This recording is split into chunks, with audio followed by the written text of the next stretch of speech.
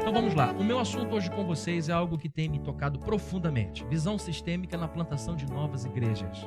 Vocês vão perceber que isso já é uma coisa natural para vocês. Vocês vão perceber que a Bíblia já fala disso. O que nós vamos fazer é uma aplicação disso para a metodologia, para o processo de plantação de igrejas.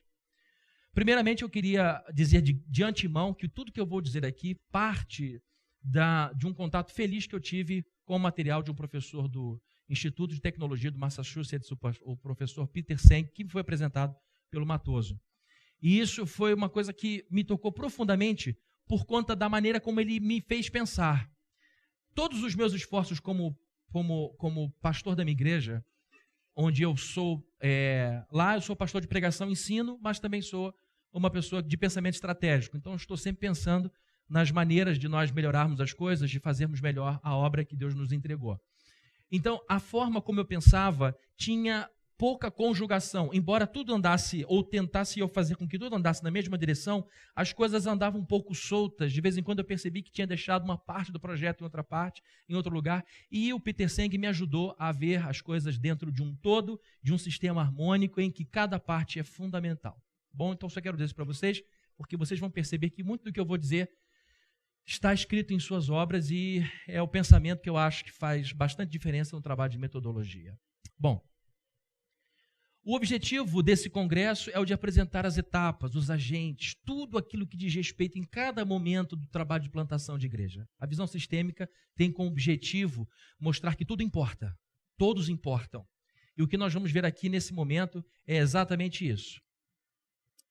Queridos, mudar de ideia ou pensar diferente é uma coisa que exige de nós muito boa vontade.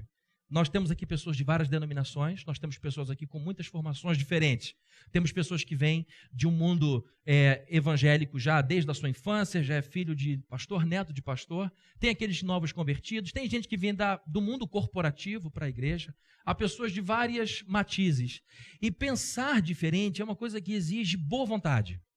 Né? Faça um teste rápido aí, rápido porque eu tenho 69 slides para passar em 1 hora. Cruza o seu braço, por favor. Cruza. Todo mundo cruzou? Qual é a mão que está por cima? A minha esquerda e a sua. Tenta mudar um pouquinho. Não dá um mal-estarzinho? Não dá um pouquinho? Não é esquisito? Não se sente mal? Uma coisa boba. Uma coisa extremamente boba. Mudar a posição da mão que você sempre usou desse jeito. Agora imagina pensamento. Imagina metodologia, imagina conceito. Então, o que nós vamos estar fazendo aqui é um esforço de boa vontade. E o que eu peço só é que vocês me ouçam com boa vontade. Só isso. Eu peço só que vocês caminhem comigo de maneira que, ao final, você faça o seu juízo. Tá bom? Vamos lá. Uma coisa importante que a gente sempre diz. A denominação, a denominação, a denominação, a denominação. Se você é parte de uma denominação histórica, você é parte de um bom número de pessoas. E é importante que você entenda que a denominação somos nós. A denominação não é pessoa, não existe. A denominação somos nós. E a denominação funciona, ou as coisas acontecem dentro da nossa denominação, porque nós funcionamos dessa forma. E de maneira automática, nós vamos ajudando a reproduzir a maneira como as coisas sempre foram feitas ao longo do processo. É importante você entender que a denominação somos nós, cada um de nós. E nós somos absolutamente reféns disso. Nós somos sequestrados já cedo. Quando você entra num processo de plantação ou num processo de vocação para ser ministro, para ser pastor, você já segue a forma de operar, você já entra no mundo, na cosmovisão da sua própria denominação, porque tem sido assim ao longo dos últimos 100 anos, 200 anos, 300 anos, dependendo da sua raiz. Bom, normalmente, quando já estamos acomodados num lugar como esse, nós nunca fazemos uma pergunta simples. Existe a possibilidade da gente fazer esse negócio aqui de forma diferente, de tal forma, de tal maneira que as coisas tenham melhores resultados? Será que eu posso ser mais efetivo? Será que a gente pode conseguir mais com menos esforço? Ou seja, será que a gente consegue uma alavancagem melhor? Porque a impressão que a gente tem é que há muito esforço, muito suor e pouco resultado. E às vezes a gente diz, foi a providência de Deus, Deus quis assim, Ele quis, quando na verdade pode ser que haja melhores resultados caso a gente trabalhe da maneira certa. Tá bom? Essa conferência será um fortíssimo incentivo à mudança, sobretudo aqui na cabeça, onde tudo importa. Tá bom? Sempre que eu prego a palavra de Deus, sempre que eu viso a mente das pessoas, sempre que eu prego a palavra de Deus na minha igreja, eu viso a mente das pessoas, porque é onde tudo começa, e você sabe disso tanto quanto eu. Bom, num processo de plantação de igreja, nós trabalhamos com 2 tipos de recursos. Recursos financeiros e recursos humanos. Nós, sem dinheiro, não alugamos um lugar, sem dinheiro nós não pagamos a conta de luz, sem dinheiro o ministro não pode viver, sem dinheiro nós não pagamos uma série de coisas que envolvem fios, etc. E sem recursos humanos, a gente não tem o que é tão importante para nós. Gente, sem gente não se cumpre nem a grande comissão. Então é importante que a gente entenda que o que vamos falar aqui tem a ver com matéria e tem a ver com pessoas. Ambas são absolutamente cruciais. Eu vou apresentar para vocês uma metodologia de trabalho que traz resultados bons. E, meus amados irmãos, eu vou falar algumas coisas para vocês, mas não vou me adiantar, não. Vamos continuar aqui nos slides. Eu vou apresentar para vocês alguma coisa que funciona, sem que a gente tenha que abrir mão de valores preciosos, sem que aqui tenhamos que transformar a igreja em empresa, tá bom? Bom, nós estamos aqui entre pessoas muito avançadas. Isso daqui não é um congresso para a membresia comum da igreja. Nós estamos aqui com pessoas bem treinadas teologicamente, pessoas com senso crítico mais desenvolvido. Nós estamos aqui com pastores, esposas de pastores. A esposa do pastor, para nós do CTPI, é tão importante quanto ele. Tanto que quando a gente avalia um candidato, a gente avalia a esposa junto. E para nós, estar com essas mulheres que dividem um fardo tão grande é um privilégio. E por essa razão, por também estarem aqui presentes, essas esposas de pastores, de plantadores e também de líderes de nível avançado, talvez presbíteros muito envolvidos, eu me sinto na obrigação de afirmar o que, para mim, é absolutamente negociável. Eu vou ler para vocês, tá? Me perdoem aqui ler o slide. Que a base de tudo que eu direi é a minha convicção de que a Igreja de Jesus Cristo é uma instituição primordialmente de natureza espiritual, que a Igreja de Cristo consiste do número total dos eleitos que já foram, que são e que serão reunidos num só corpo, sob Cristo, sua cabeça, que a igreja é a esposa, o corpo, a plenitude daquele que enche tudo em todas as coisas, que a igreja recebeu de Cristo o ministério, os oráculos, as ordenanças de Deus para congregamento e aperfeiçoamento dos santos nesta vida até o fim do mundo. Estão decorando? Vai ter prova no final daqui. E que pela presença de Cristo, mediante seu Espírito, os torna eficientes para esse fim, segundo sua promessa. Isso para mim é igreja, tá bom?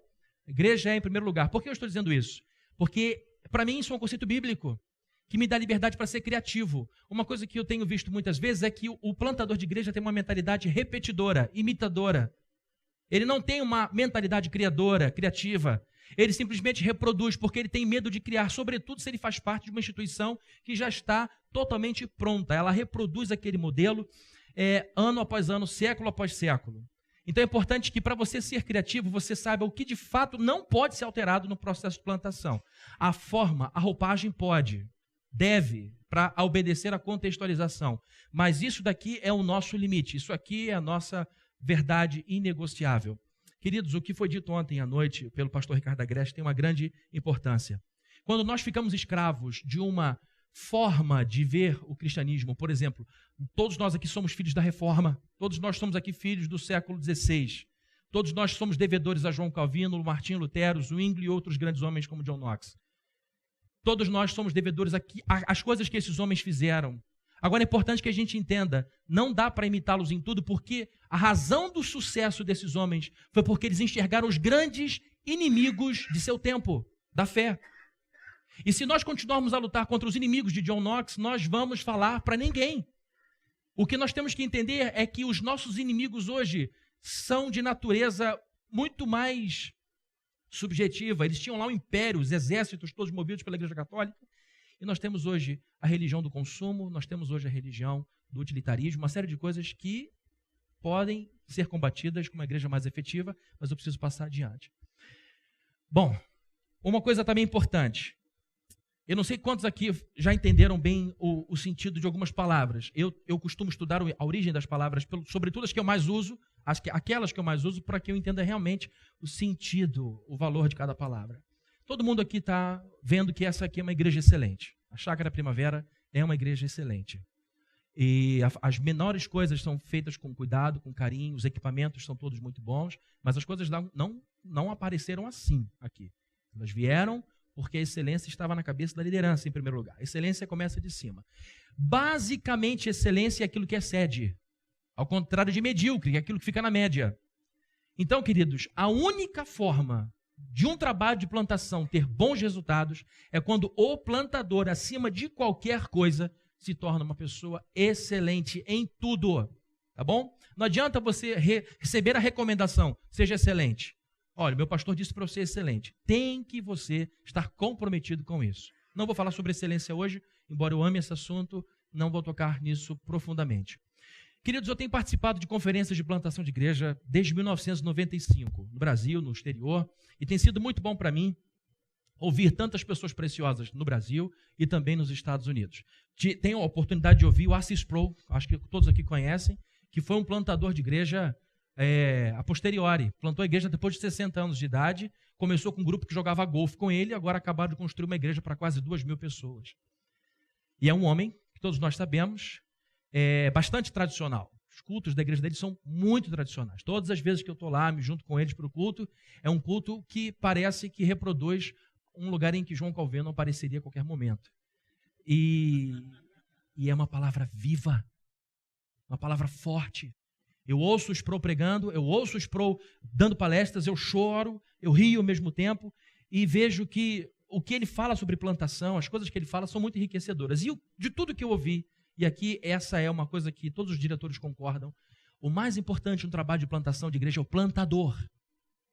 O ponto crítico da plantação de igreja é o plantador, não é dinheiro, pode ter certeza. É importante, mas não é o mais importante. O mais importante não é o local, lugar perfeito, ar-condicionado, tudo pronto, é só começar. Não, o mais importante do problema, da questão da plantação de igreja é o plantador, para que de fato o trabalho tenha êxito. A grande questão aqui é o plantador. E aqui já dentro do assunto, nós vamos falar do plantador e o pensamento sistêmico.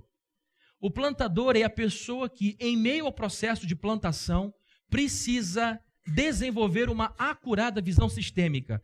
Guardem, por favor, a palavra acurada. Pode usar precisa, cirúrgica, uma visão absolutamente clara sobre a visão, sobre o sistema, que envolve todo o trabalho de plantação. Vamos então à definição de sistêmico.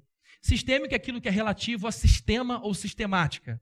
Relativo à visão macroscópica, a visão estrutural de um sistema, é a visão do todo, tá bom? Na medicina, sistêmico é aquilo que envolve o organismo como um todo ou em grande parte, tá? Isso é que é importante para você entender. A definição, basicamente, para você guardar no seu coração, na sua cabeça, é que a visão sistêmica diz respeito àquela olhada macroscópica abrangente, totalmente abrangente. Podemos afirmar, aqui está uma definição bastante completa, podemos afirmar que a visão sistêmica na plantação da igreja é a metodologia que procura implementar novas comunidades a partir de uma visão totalmente abrangente a respeito de todo o processo e suas etapas. Eu estou convencido disso, ninguém vive sem teologia. Todo mundo tem alguma teologia. Até o ateu tem uma teologia. E ninguém vive sem método. Ninguém vive sem metodologia. Mesmo aqueles que dizem, eu não preciso de metodologia. Isso já é uma metodologia, tá bom?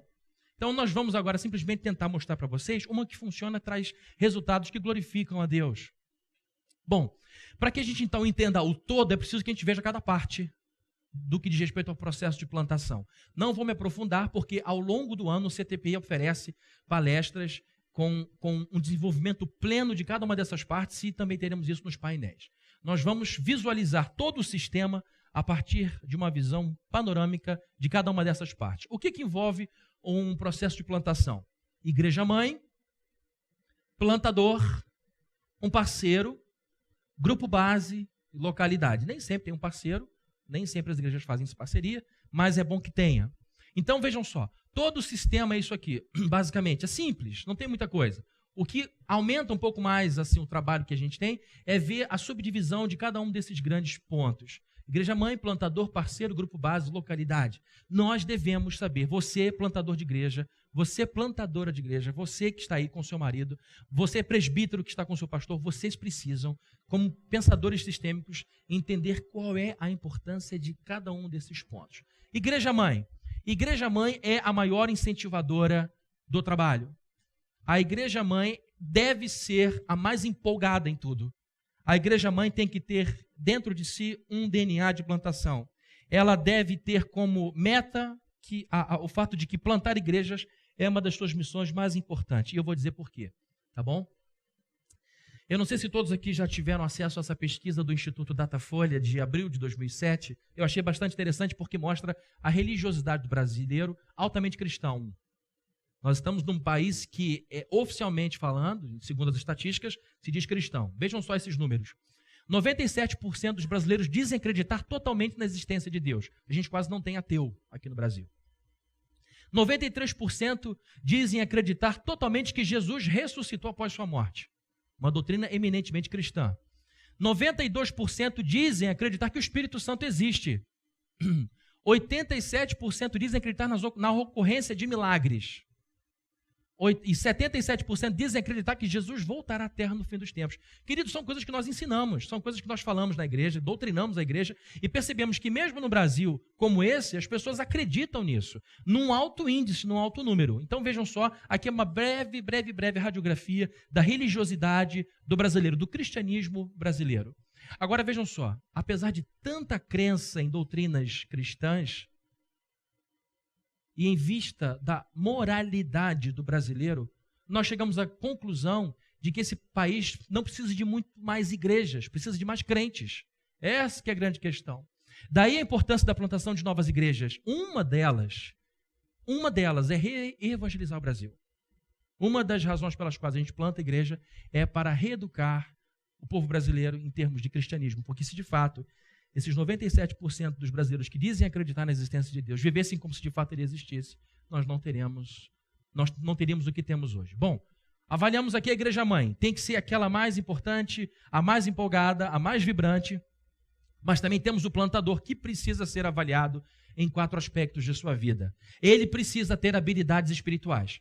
Lá na igreja a gente diz assim, olha, junto da vontade tem que vir a habilidade. Eu falo com a líder do louvor lá, Betânia. Falei, Betânia, as pessoas dizem que querem cantar para Deus, para a glória dele, que foram chamadas. Mas tem que saber cantar, porque o desafino vai distrair as pessoas no culto. Então, diga para as pessoas que eu pedi, para que, ao mostrarem a vontade, que mostrem a habilidade. Então, não basta o sujeito dizer, eu quero plantar uma igreja, eu quero ser um pastor. Tudo começa na seleção ali logo. Então, ele tem que ter algumas habilidades de caráter espiritual. Deve ser uma pessoa que ama a Bíblia. Ele não pode amar mais um livro, ele não pode mais amar Lutero que Paulo. Essa é a grande questão. O que a gente entende como amar a Bíblia é aquele sujeito que tem um coração simples que diz, daí sai a fonte da minha vida. Daí sai a fonte da minha vida. Que trate a Bíblia como sendo um livro plenamente inspirado. Que ele não fique olhando a Bíblia com uma certa desconfiança, mas que ele tenha orgulho da inspiração plenária da Bíblia, que ele de fato ama as Escrituras. Deve ser uma pessoa de oração. Uma coisa é falar de oração, outra coisa é orar. Deve ser uma pessoa que busque a Deus, que dependa de Deus. Deve ser uma pessoa convicta de sua vocação divina. Ele sabe que foi chamado por Deus nas horas de maior dificuldade, queridos. Num trabalho de plantação, aqui diz um plantador que sofreu muito.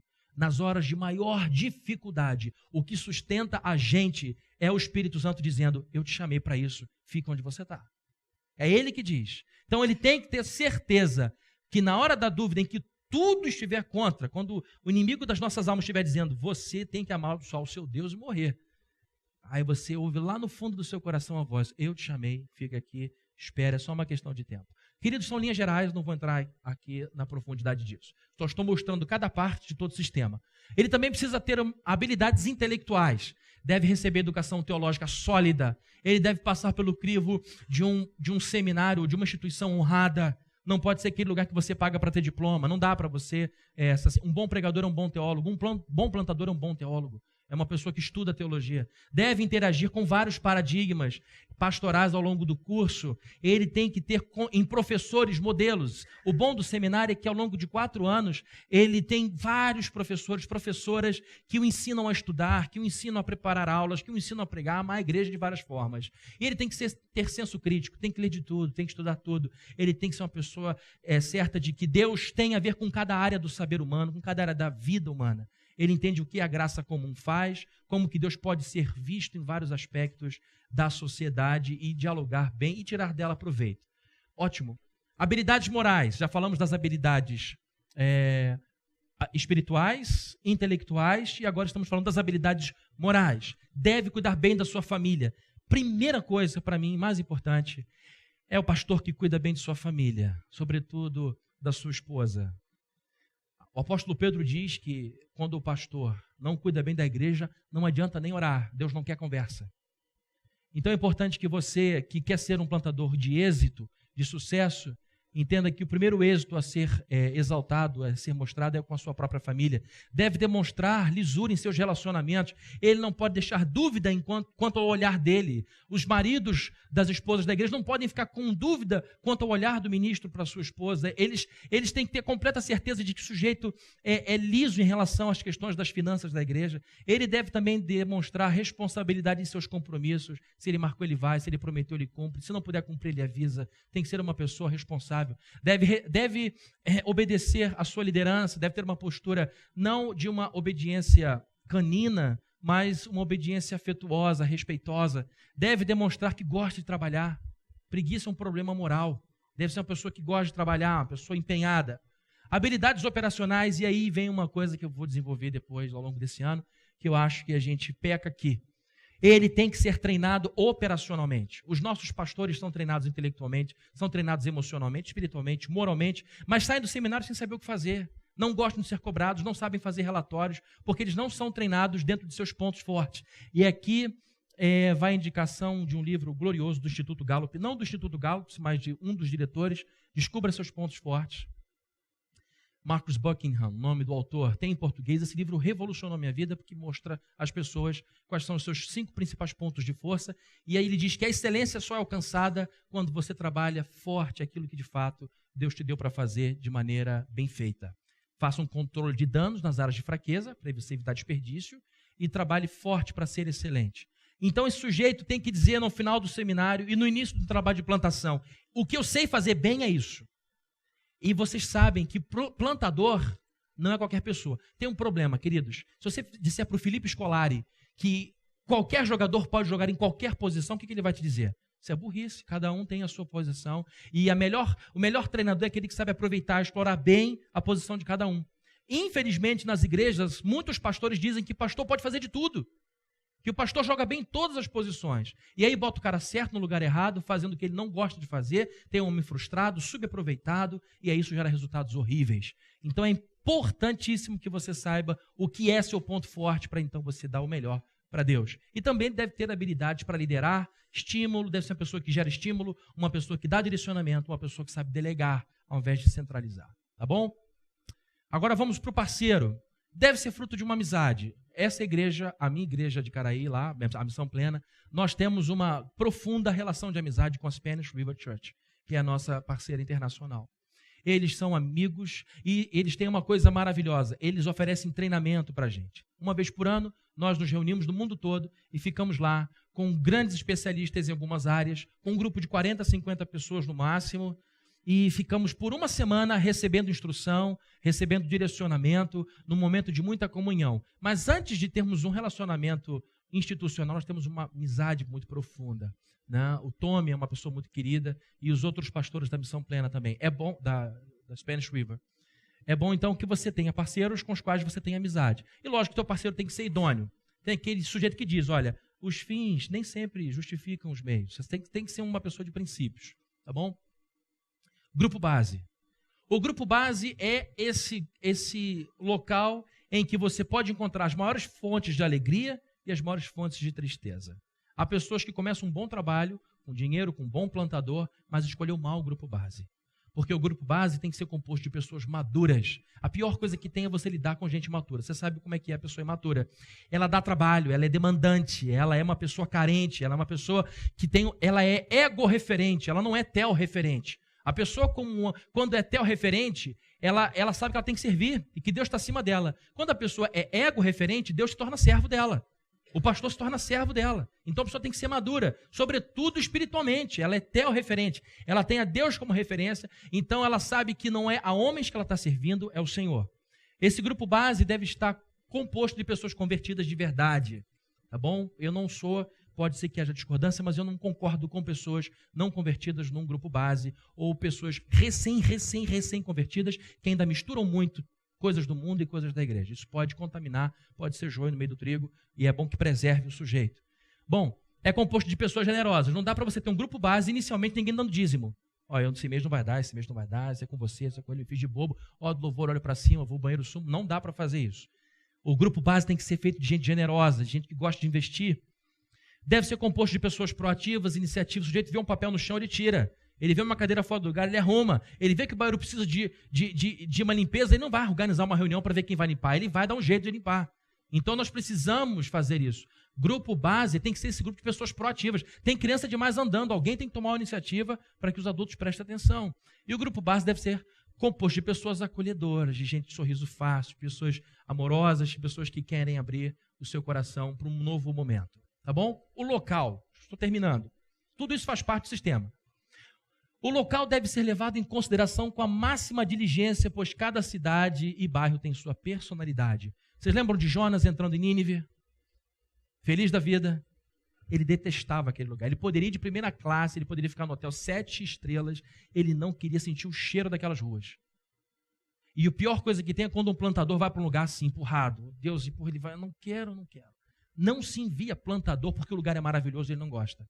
Eu já vi na minha denominação isso acontecendo. Temos um lugar maravilhoso, já tem um grupo, não falta dinheiro, vai fulano. O sujeito se sente diminuído, porque o pessoal é de um outro nível social. E toda vez que ele entra pedindo desculpa por ser quem é. Isso está um erro. Então eu falei, então a questão é, o plantador tem que estar de acordo. Ele deve ser a palavra final. Eu quero ir, eu vou. Mas também não pode chegar lá com uma arrogância. Às vezes ele chega num lugar em que o pessoal é de um estrato social inferior. Ele não pode chegar lá em cima através de uma postura pedante. Ele tem que ter identificação e amor. Ainda que não haja uma plena configuração, ainda que não haja uma plena comunhão entre plantador e localidade, ele tem que se sentir positivamente entusiasmado. Ele tem que gostar do lugar. Queridos, nem sempre dá para ser assim, nem sempre dá para ser, mas na maioria das vezes a gente tem que planejar. Tá bom? Já falei, isso aqui ainda que haja uma diferença, é preciso que haja estímulo, que o obreiro se sinta vocacionado para mergulhar. Seja um lugar que o intimide ou um lugar que o frustre um pouco. Bom, aqui vamos começar efetivamente a ver os problemas da visão não sistêmica. Bom, visão fragmentada. Desde cedinho na vida a gente aprende a dividir as coisas.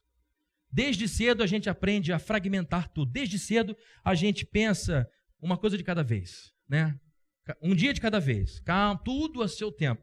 Eu me lembro que eu estava lendo um artigo sobre administração latino-americana e administração anglo-saxã. E ele diz o seguinte, que o sujeito de mentalidade anglo-saxã é mais objetivo, trabalha com datas, ele sabe que a coisa precisa ser pontual, ele não brinca com prazo, ele está sempre preocupado com horário. Já a mentalidade latina, conta-se aí de um grupo inglês que veio fazer uma compra gigantesca de uma metalúrgica aqui no Brasil. E aí um diretor de inglês perguntou, vocês vão entregar isso no prazo? É muita coisa. Aí o sujeito responde, se Deus quiser. Aí ele perguntou, Deus trabalha na sua empresa? E aí a questão é, tudo a seu tempo. O outro respondeu, tudo a seu tempo. Então nós temos essa coisa de um dia de cada vez, um passo de cada vez, uma hora de cada vez.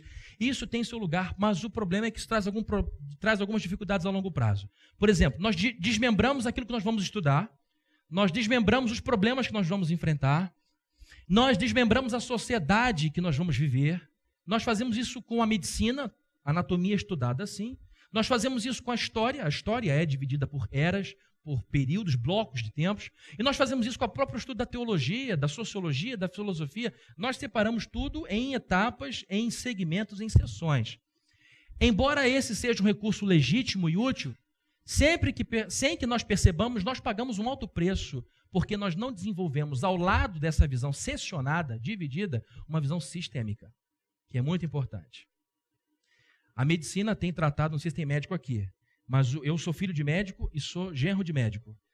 O problema hoje da medicina é a impessoalidade do sujeito. Ele vai só atrás da doença do sujeito e atende você em 15 minutos porque ele tem que fazer dinheiro com aquele monte de gente de plano de saúde que paga cada vez menos. E aí a questão é, que tipo de consulta o paciente gostaria de ter? Que tipo de conversa ele gostaria de ter com o médico? Uma visão mais ampla? Quais são seus hábitos? De onde você vem? Como é a sua vida? Só que nesse mundo corrido não dá. Ele perde a visão sistêmica e aí ele trata apenas de uma área da vida do sujeito. A área que está doente. Ele não quer saber da área que está dando certo. Então, queridos, nós pagamos um alto preço porque pensamos sempre de forma não sistêmica. Eu estou correndo um pouquinho, queridos, porque são muitos slides, mas nós vamos disponibilizar isso de alguma forma para você. O plantador de visão sistêmica é alguém que se preocupa com a conjugação, convergência de todas as partes ao longo de todo o processo. Todo o processo. Não é só de uma parte. O plantador de visão sistêmica sabe que o mundo não é feito de forças separadas sem relação entre si. Normalmente, há pastores que estão preocupados só com o púlpito. Ele acha que tudo depende do púlpito. O que ele não percebe é que se não tiver gente cuidando bem das crianças, que se não tiver gente cuidando da temperatura do ambiente, se não tiver gente cuidando do som, se não tiver gente cuidando dos carros na rua, se não houver pessoas cuidando da cantina depois, uma série de elementos que trabalham dentro de um grande sistema, o trabalho não vai ter êxito. Ele pode ser um Spurgeon pregando, ele pode ser um gênio falando, ele pode ser o sujeito que desperta os melhores sentimentos nos outros, mas se você não tiver onde botar a criança, você não consegue falar uma frase. Vai correr pelo púlpito, vai derrubar seu púlpito, vai ser aquela confusão toda, se você não tiver quem cuide das crianças. Então, nós precisamos pensar em todo o sistema. A igreja é um sistema. Nós vamos ver isso, que Paulo nos ensinou isso. A igreja é um sistema. Suas partes estão intimamente conectadas por fios invisíveis de ações interrelacionais. Tá bom? O apóstolo Paulo escreveu sobre a igreja em vários momentos. Ele viveu pela igreja, ele morreu pela igreja, ele amava a igreja de Cristo. E nesse texto que nós não temos tempo de ler, fala que a igreja deve ser vista como um corpo humano. Você sabe disso. E que nós devemos tratar a igreja da forma como nós cuidamos do nosso corpo. Lendo esse texto, chegamos às seguintes conclusões. Rapidamente. Devemos observar um modelo para a igreja, o corpo humano. Em outras palavras, você pode pensar no corpo sem medo algum de cometer algum erro, olhar para o corpo e pensar, foi assim que Deus pensou na igreja, como sendo um grande corpo. Primeira coisa, para você entender a visão sistêmica.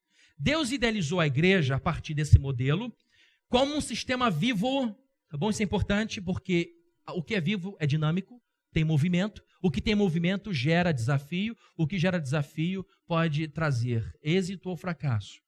É um sistema interdependente e bastante complexo, tá?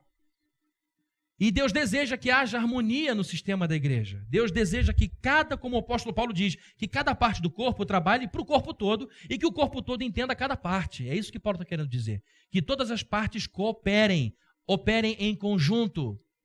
Deus planejou a igreja para ser conduzida de forma sistêmica, tá? Por isso é que é bom uma igreja, conforme vai crescendo, investir no quadro de pastores, investir na sua liderança.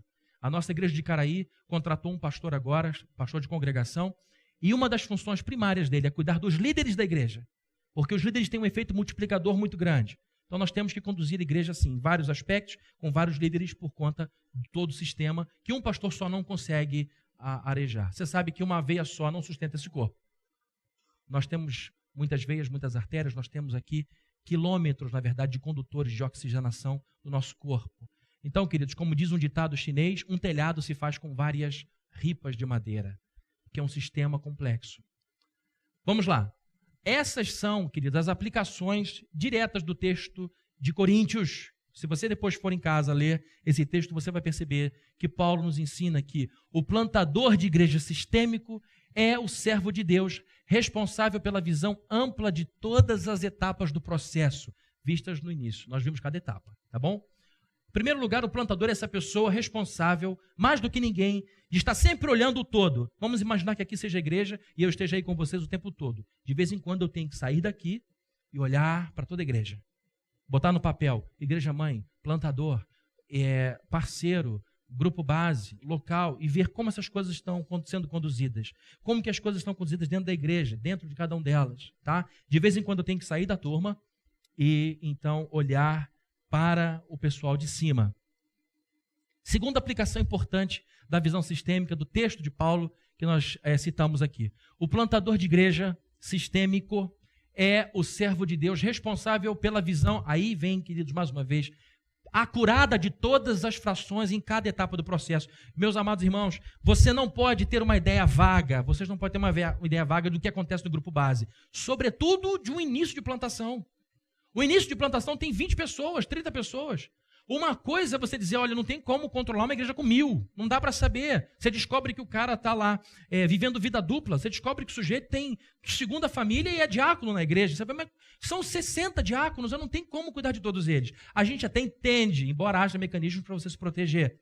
Agora, num trabalho com 20 pessoas, você não ter uma visão clara, precisa do grupo base, que é feito de 4, 5... A visão sistêmica diz, eu tenho que saber de tudo que acontece nesse início, sobretudo no início. Eu tenho que saber tudo o que está acontecendo, como é que está a minha relação com o meu parceiro, como estão as coisas na igreja mãe. Eu preciso saber de cada passo de forma acurada, precisa. E, em último lugar, o plantador de igreja sistêmico é o servo de Deus, responsável pelo funcionamento harmônico de todas as partes, visando a saúde de todo o sistema igreja. Em outras palavras, quando eu saio do banco e subo, eu olho como que sendo uma radiografia e vejo onde está inflamado. Eu vejo onde há gargalo. Eu vejo onde há um sufocamento. Eu vejo quando há duas pessoas muito próximas que não estão se dando bem. Digo, fulano, fica perto de mim, vamos pensar em outra coisa. Houve no início da nossa igreja, bem no início da nossa igreja, houve um irmão que, com muito boa vontade, começou a contar oferta. E aí nós percebemos que houve um acidente de carro, e ele falou, poxa, houve um acidente de carro e vou gastar tantos reais para consertar meu carro. Nesse dia, a oferta teve um sumiço de um valor que era exatamente o prejuízo do carro dele. Conversei rapidamente com um tesoureiro e com um conselheiro e disse para eles, aconteceu isso, só estou colocando para vocês dois porque eu vou fazer uma mudança. Tirei de lá, botei em outro lugar. Ele não pode mexer com dinheiro, é um problema dele, porque já sabia de outras histórias. Então o sujeito sistêmico, esse sujeito que está olhando para cima, está com o povo, está lado a lado, ombro a ombro, visitando, enquanto há tempo, visitando mesmo, estando presente, conversando, tendo tempo, falando com as pessoas. Vai chegar uma hora que você não vai ter tempo para ler a Bíblia. Se você não for obstinado, você vai deixar de ler a Bíblia uma semana. Não que isso já tenha acontecido comigo, mas vai acontecer com vocês. E ele precisa estar ali vendo, isso aqui está inflamado, eu tenho que fazer alguma coisa, isso aqui já está infeccionado, essas pessoas não estão mais se falando, essas pessoas estão se estranhando, estão lutando para ganhar o meu reconhecimento. Você precisa ter uma pessoa, ser a pessoa que põe tudo no lugar certo para evitar que o corpo sofra. Vamos lá. Eu tenho até 2 horas, né? Até 2 da tarde. Isso, para chegar à metade. Faça uma pergunta, quem aqui veio de avião? Quem aqui veio de avião para cá? Antes de você ir para o seu lugar, entra na cabine do piloto e pergunta assim para ele, comandante, sim? Qual é a asa mais importante do seu avião? Ele vai te expulsar do avião, fala, fica de olho nesse cara, que esse cara não está bem, prende ele lá, bota em cima dele. Qual é a asa mais importante, comandante? O que ele vai dizer? Como assim a asa mais importante? As duas são importantes. Por que ele vai dizer isso? Porque ele sabe que o avião dele é um sistema complexo, que cada parte importa. Ele sabe que um parafuso solto é um perigo. Pode se transformar num tiro de fuzil, quebrar uma parte daquilo e acabar com o voo. Ele sabe que toda aquela máquina gigantesca, fabulosa, que voa de uma maneira incrivelmente elegante, que é o avião, ele sabe que cada parte faz ligação com todo um sistema. Ambas são igualmente importantes. Agora, faça uma pergunta a alguns pastores, não daqui que já está no Vale Mágico, que já estraga tudo. O que é mais importante? Pergunte aí para os seus colegas de fora. O que é mais importante no processo de plantação de igreja? Teoria ou prática? O que é mais importante, pastor, amigo, colega? O que é mais importante para você? A teoria ou a prática? Com certeza nós veremos esses tipos de pergunta. Grande maioria vai dizer a prática. Esse é o perfil do plantador brasileiro. É o cara arrojado, tem paixão, ele não estudou, ele não se preparou, mas ele sabe que pela fé Deus vai honrá-lo, ele é capaz de passar por grandes sacrifícios. Isso é uma coisa maravilhosa. Uma das coisas que as pessoas dizem do executivo latino-americano é que ele é mais flexível. Ele sabe trabalhar quando as coisas não têm tanto dinheiro, não tem tanta gente. Ele sabe ser mais flexível. Isso é muito bom. Isso é uma bênção. O sujeito americano, ele é mais rígido. Se ele faz A, ele provavelmente não vai fazer B porque não é função dele. Mas o brasileiro tem essa liberdade. O problema é quando ela extrapola, ela transborda o bom senso e ele começa a fazer tudo que está fora do seu alcance. Então muitos vão dizer, mais importante é a prática, porque na verdade o que fica são as obras da gente. Outros, um grupo menor, irão dizer, a teoria é mais importante, temos que ter conteúdo, é melhor que ele faça pouco, mas faça bem feito. É melhor que ele saiba muito e realize pouco. É melhor assim, porque ele evita erro, evita heresia. E um grupo ínfimo vai dizer, as duas coisas são fundamentais, teoria e prática. Sendo que, na minha opinião, tudo começa com a teoria, tá bom? É a teoria, a doutrina que determina a prática. Nunca pode ser a prática determinando a teoria. O sujeito jejua 3 vezes por semana e em 3 dias seguidos acontece, ele bota isso como regra para todo mundo. É um erro porque foi uma experiência subjetiva, aconteceu com ele, não pode ser repetida com prova e então a sua prática se torna regra. Isso não se faz. A doutrina, sim, estipula os limites para as minhas práticas. Da mesma maneira, a teoria, boa teoria, vai delimitar os limites que eu preciso para o trabalho de plantação. Por que eu estou dizendo isso? Porque nós não temos liberdade para loucura, bizarrice, esquisitice, fazer de tudo para encher a igreja. Nós temos liberdade, temos que ter flexibilidade, mas os limites precisam ser colocados pela teoria, pela Bíblia.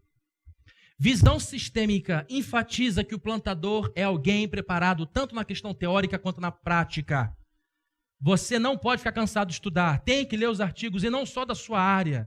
Você tem que ler tudo dentro de uma visão bastante abrangente.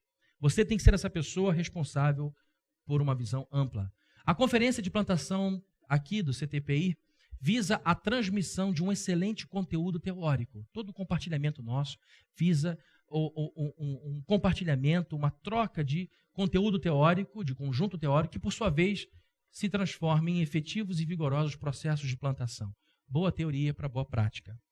Bom, o plantador sistêmico é aquele cara que escolhe as 2 asas do avião. Fabrini, eu quero teoria com prática. Eu quero unção com reflexão. Eu quero caráter com carisma, eu quero quantidade com qualidade e eu quero prosperidade com humildade.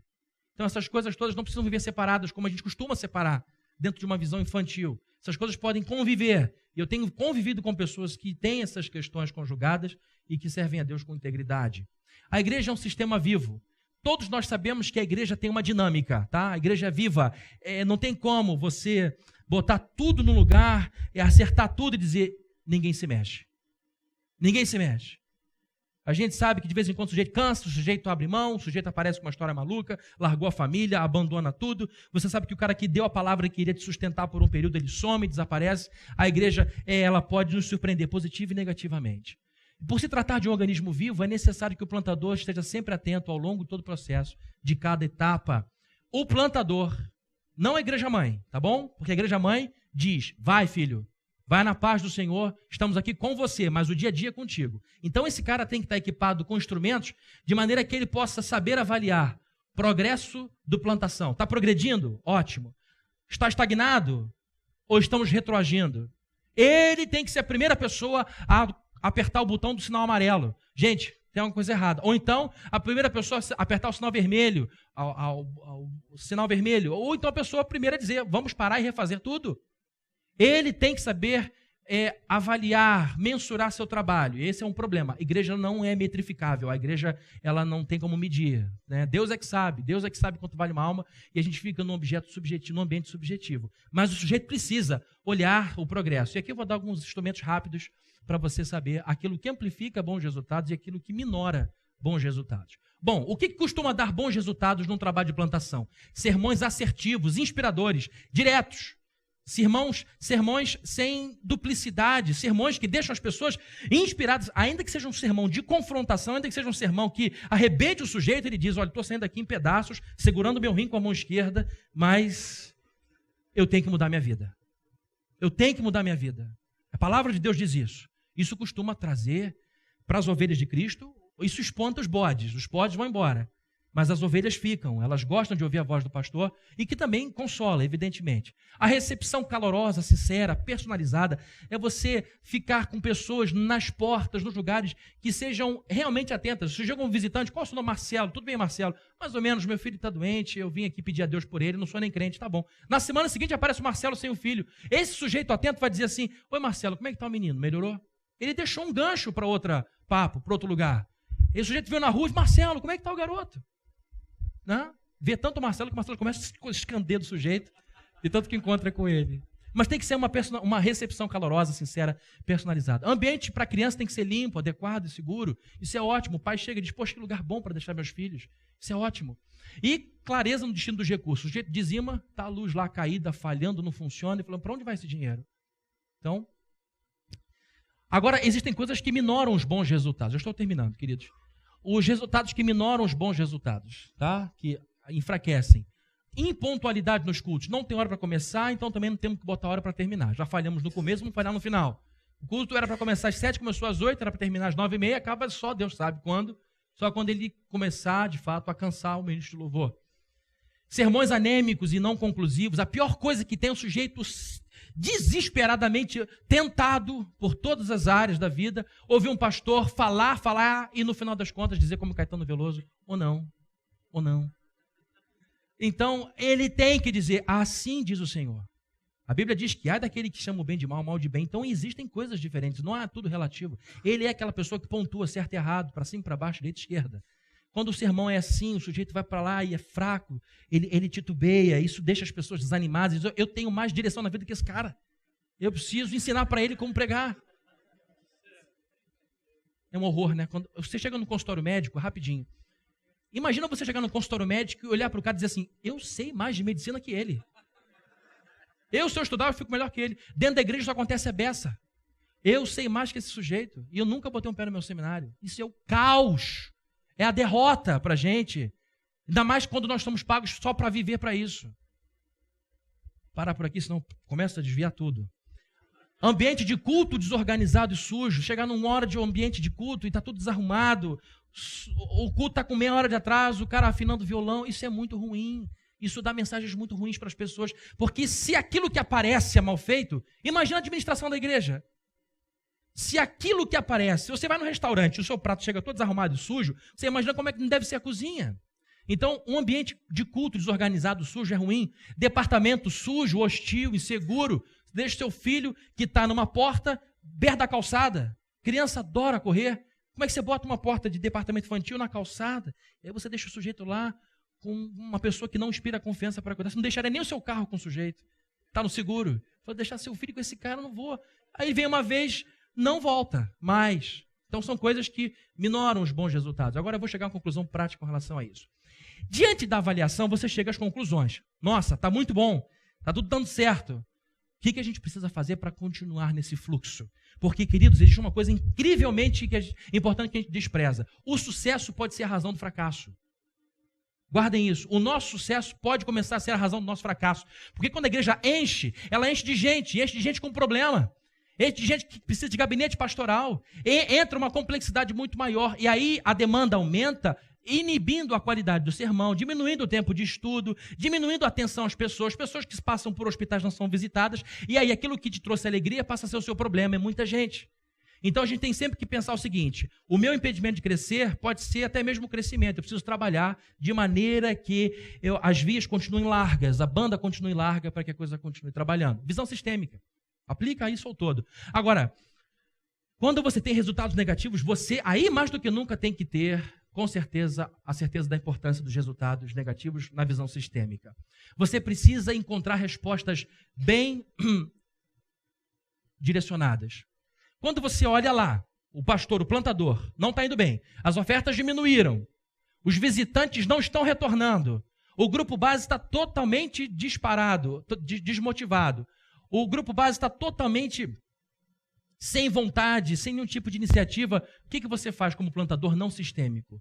Você, na hora, Marca uma vigília, vamos orar, temos que buscar a Deus. Você impetra uma bênção de jejum para todo mundo. Até quem está doente, que tem que comer, tem que entrar nessa vigília. Não adianta. Exige mais empenho do grupo base, faz reuniões de gente, vamos lá, vamos trabalhar mais. Você investe mais no evangelismo, faz votos a Deus. Agora, uma coisa importante, meus amados, essas respostas em si mesmas são bíblicas. Vigília, jejum, empenho do grupo de liderança, evangelizar, fazer votos a Deus, são coisas bíblicas, mas não são respostas que devem ser aplicadas genericamente sem uma prévia avaliação sistêmica. Deixa eu dizer uma coisa para vocês que eu aprendi a duras penas. Não se faz planejamento sem análise de dados. Não se faz planejamento de nada sem análise de dados, porque senão você vai planejar uma coisa num mundo que não existe. Vai usar armas inadequadas, exageradas ou subestimadas. Então você precisa analisar os dados. Vamos então, diante do que está acontecendo, a oferta diminuiu, o povo não vem e o grupo base está desmotivado. Eu tenho que olhar cada parte, todo o sistema. Existe alguma contribuição nesse trabalho, nesse resultado negativo do grupo da igreja mãe? Por quê? Porque ela pode estar arejando o trabalho ou pode estar abafando. Ela pode estar não contribuindo como disse que contribuiria. O dinheiro não está chegando. Isso desmotiva o pastor, afeta o sermão, isso pega nas pessoas. A pessoa também tem que pensar sistematicamente, o plantador, existe alguma contribuição dele próprio? Será que eu mesmo não estou trabalhando, não estou estudando, estou brincando com Deus, não estou me santificando? Será que eu não cuido bem da minha família? Ele tem que se colocar nessa avaliação sistêmica. O parceiro está ajudando ou ele parou de enviar ajuda? Ele está me apoiando ou não? Você precisa olhar para o grupo base, ver se as pessoas estão rivalizando, buscando o primeiro lugar. Você tem que olhar para a localidade e perguntar, a gente errou. Esse lugar não suporta o nosso tipo de igreja. Vamos para um outro lugar, coisas desse tipo. E diante dessa avaliação sistêmica, você dá a resposta adequada, tá bom? Porque se você não avaliar os dados, não analisar os dados, você vai esboçar planejamentos que irão desperdiçar recursos emocionais, físicos, intelectuais e financeiros. Vai perder amigo. A missão plena já perdeu amigos preciosos. Porque não soube cuidar do sujeito, não soube direcionar o sujeito. Então, a gente, para evitar perder mais amigos queridos, nós fizemos autocrítica. Tem coisa errada aqui. E vamos olhar o sistema. Olhem só, cara. Gente, irmãos, povo. A visão sistêmica nos ensina que melhor que orar e jejuar é orar e jejuar e trabalhar pelas razões certas. Isso é uma coisa, queridos, revolucionária, tá bom? A visão sistêmica nos ensina que devemos orar e jejuar, trabalhar por questões claras e problemas objetivos. Uma coisa, queridos, é eu dizer assim, Senhor, impede o inimigo de nos atrapalhar. Outra coisa é a gente identificar o problema e dizer, Senhor, por favor, nos ajude a encontrar a pessoa certa para ministrar o louvor. Porque ele não inspira as pessoas. Ele é desafinado, ele não cuida do grupo. Isso está atrapalhando o culto. É muito diferente. Por que a visão sistêmica tende a não ser popular? Tá? Já digo de antemão. Porque, em primeiro lugar, exige muito mais trabalho, muito mais empenho de parte do plantador. Não era mais fácil? Ele, Senhor, me abençoe, vamos embora. Agora você está ciente de que precisa saber de um monte de coisa. Você vai ter que se inteirar a respeito de todos os ministérios. Não dá só para você delegar. Muitas vezes você diz, monta a agenda e diz, fulano, você fica com isso? Você responde por isso? Tá bom, então daqui a um mês a gente vê o que você fez. O cara não fez nada. Não acredite, você tem que cobrar, tem que estar junto. Você terá que ser sensível a uma série de pessoas distintas. Vai ter que ouvir uma série de senhoras, senhores, jovens que vão dizer o que é preciso. Você terá que criar as ligações que tragam os resultados positivos. Vem para cá, você vai para lá, ajeita aqui, daqui, dali. E você também terá que estudar mais a respeito de liderança e administração. Tá bom? Essa é uma coisa que você vai ter que fazer ao longo de sua vida. Também não vai ser popular porque não tolera medidas unicamente paliativas. Rapidamente, só faltam uns 3, 4 slides para terminar. Já foi avisado que meu tempo acabou. O paliativo tem sua aplicação, tá? O paliativo diminui a dor, o paliativo diminui a ardência. Ele tem a sua aplicação, mas o paliativo deve ser seguido do definitivo. O substantivo ou adjetivo paliativo advém do verbo paliar. Paliar significa minorar, diminuir, abrandar, esconder, encobrir. Aquilo que tem a qualidade de acalmar, de abrandar temporariamente o mal. Se você vicia a igreja em medidas paliativas, você nunca terá grandes mudanças e você vai só agravar problemas. Imagine, por exemplo, uma pessoa que para de fumar, engorda, começa a ter problemas com a sua autoestima e volta a fumar para aliviar o estresse. Medidas paliativas tendem a aumentar o mal. O alívio, guardem essa frase, o alívio temporário leva à frustração permanente. Isso para pessoas, evidentemente, que tomam só medidas paliativas. O problema das medidas paliativas é que elas fazem os sintomas da doença desaparecerem com certa rapidez. É bom, poxa, parou de doer.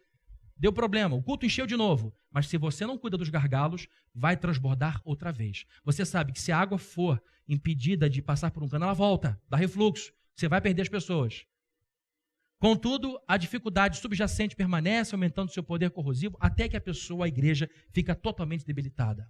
E, em último lugar, o pensamento sistêmico não será popular porque exige medidas definitivas. Essa é uma postura que deixa de lado mudanças superficiais para mudanças fundamentais. São mais trabalhosas, porém de maior alavancagem. Você vai perceber que vai evitar o retrabalho. Já ouviram esse termo?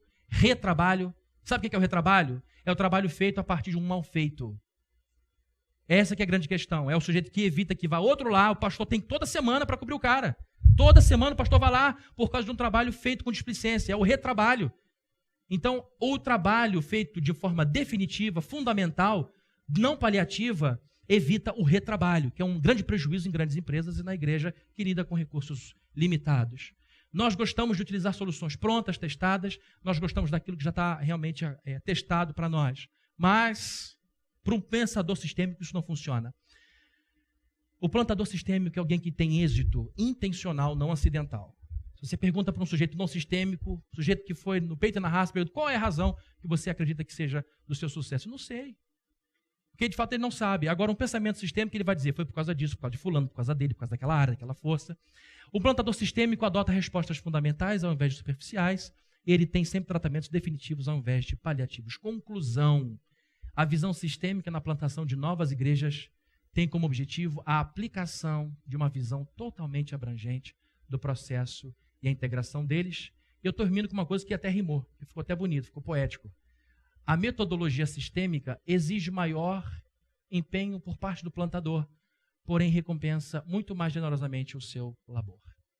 Então, queridos, eu termino aqui pedindo a Deus para que vocês abram seus corações. Eu falei muito rapidamente de um conteúdo denso, isso vai estar disponibilizado para vocês. E eu espero mesmo que isso tenha causado em você interesse. Conferência não existe para a gente ganhar conhecimento. A gente não aprende muito. A gente é despertado para novas tendências. Você vai numa conferência, ouve um sujeito falar e cita um autor, como o Bauman, que o Ricardo Agreste citou, e você não conhece esse cara está falando legal. Então você vai atrás do caminho daquele preletor. É para isso que serve a conferência. Você aprende a comprar livro, você aprende a procurar artigos, você vai ali atrás do conhecimento que está dentro do preletor. Então, o objetivo que eu tenho no meu coração, sei que vocês não vão absorver o conteúdo agora, que está levando meses para que eu então absorva, que você diga, poxa, eu quero aprender mais sobre isso, porque de fato isso faz sentido para mim. Tá bom, queridos? Muito obrigado, que Deus abençoe vocês e voltamos depois.